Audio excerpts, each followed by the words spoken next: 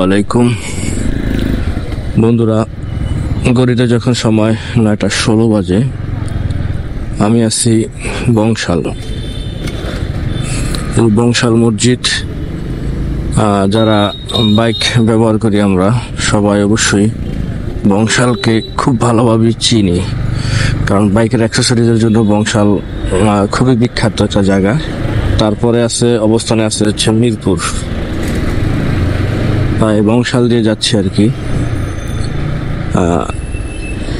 আজকে যে বিষয় নিয়ে কথা বলবো, বিষয়টি হচ্ছে আসলে বাংলাদেশের সেরা 10 জন মোটোব্লগার থাকলে তার মধ্যে একজন হচ্ছে MSI ব্লগ রানা ভাই। আমি যারা বড় বড় ইউটিউবার বা যারা সিনিয়র, তাদের ভিডিওগুলো প্রচুর দেখি। আমি তো সুন্দর করে গুছায়া ভালোভাবে কথা বলতে পারি না, কিন্তু তারা খুবই সুন্দর, দক্ষ, তার সহিত গুছায়া কথা বলতে পারে এবং খুবই সুন্দর ভিডিও উপস্থাপন করতে পারে। তো রানা ভাইয়ের ভিডিওগুলো আমি দেখি, কারণ আসলে তাদের থেকেই দেখি আমি মোটোব্লগ শুরু করছি। এই হচ্ছে বিষয়। তবে যেমন মোটোকফ, যেমন ওই ভাইয়াটা ভিডিও করে হচ্ছে বিভিন্ন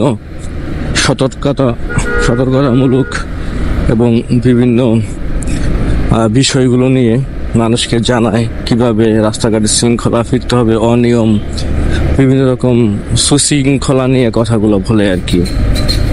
তো এই হচ্ছে বিষয়। আর রানা ভাইয়ের ভিডিওগুলো হচ্ছে ওই রিলেটেড না, ওই রকম না। উনি কি করে সারাদিন, কোথায় যাচ্ছে, কার সাথে আড্ডা মারতেছে, কোথায় গিয়ে ফুচকা খাইতেছে, হ্যাঁ, এরকম টাইপের ভিডিও। এবং আর 2-4টা মোটরসাইকেলের রিভিউ উনি করে, এবং উনি হচ্ছে ডেইলি লাইফে যা যা করে, যা যা ঘটে ওনার সাথে, ওগুলাই উনি শেয়ার করে। তবে ওনার কণ্ঠটা অনেক সুন্দর এবং খুব সুন্দর করে গুছায় কথা বলতে পারে।